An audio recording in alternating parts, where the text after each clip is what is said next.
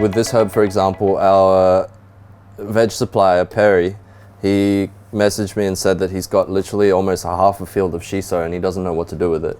And he wants people to pick it up. So we picked it up and dried a bunch of it, which we can use to season dishes or to infuse into oils. We took a bunch of it and infused it into vinegar and then used it to season sauces. And then we also made oil with it as well. So I mean, considering our size, that was really helpful for us. And then this is made from the mandarin skins. So we actually ended up burning the mandarin skins, which is, especially in like more Eastern kitchens, like citrus is used in different ways, but then we basically decided to burn them, and then it added a little bit of bitterness, but kept its like florals, which was really interesting. And then we had Savoy cabbage on the menu for a while. And always with Savoy cabbage, like the outside leaves end up either not getting used or going into the bin. So we actually decided to grill the leaves and then dry them and then turn it into a powder. And then, you know, that's again useful for just like seasoning dishes or whatever. And I mean, this is from like over 40 cabbages, and then I get, you know, I get like a kilo of dried cabbage, which lasts as long as I want it to. And then obviously with leeks, I mean, that's a pretty easy way to approach leek waste. It's like, one, you can make soups or purees or whatever. And then otherwise you can also make ash from it and just burn the shit out of it. And then we have so much leek ash that I don't know what to do with it. And then this was actually a test that worked out really well. So we had cod on the menu, and then this is sort of like the meat and the weird bits from where the rib bones are. So like the inside of the stomach.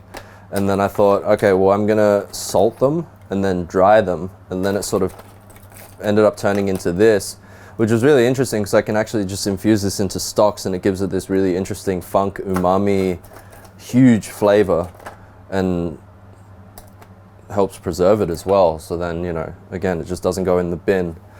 And then white asparagus season, obviously really important in Holland. Like everyone, when white asparagus happens, it kind of almost has to be on your menu. And then always with like the woody stems, there was always the thought of, okay, what to do with them and the peels. Like soup is normally the most common way to use it, I believe. But then I wanted to try and make sort of like a katsuobushi situation. So basically we took the wooden stems, salted them until a lot of the liquid came out, and then dried them and then lightly smoked them. So then basically we can also just grate this on top of dishes, and it becomes really interesting. So it's like, these are just a few ways that I found to take things that would be essentially waste, but then sort of almost recycle them into very usable things that can sort of show a point of creativity, but in a quite effortless way. I mean, the mandarin thing, to be honest, was kind of an accident because I had them drying in the oven, and then I accidentally turned the oven on and forgot that they were in there, and then I burnt the shit out of them, and then I was like, okay, and then I blitzed them, and I'm like, oh, it actually doesn't taste shit. And then I use it on dishes, and like it can add a really nice accent onto dishes. Like, but I think that's a big part of like kitchen creativity is just staying really open. Yeah. And just tasting it. Like, I mean, you gotta trust your palate. And then what we do with basically all of our fish bones is that we'll salt them and then basically dry them over our barbecue. So this is sort of based on an older Japanese technique. And then I'll use this again in like stocks and sauces. So like, in a sense, like katsuobushi, how you would approach to use katsuobushi in a dashi, but then in a way that also it tastes completely different. Like it's got an extra sort of funk level to it, like a healthy funk, and also saves things going in the bin. Like, I mean, that's as easy as it is, really. So actually, I'm trying to preserve a lot of wild garlic before the season ends. So it's gotten a bit sweaty.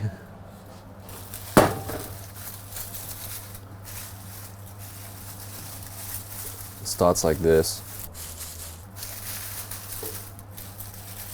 This is like 200 grams. I could just do it in the oven, forget about it over the weekend.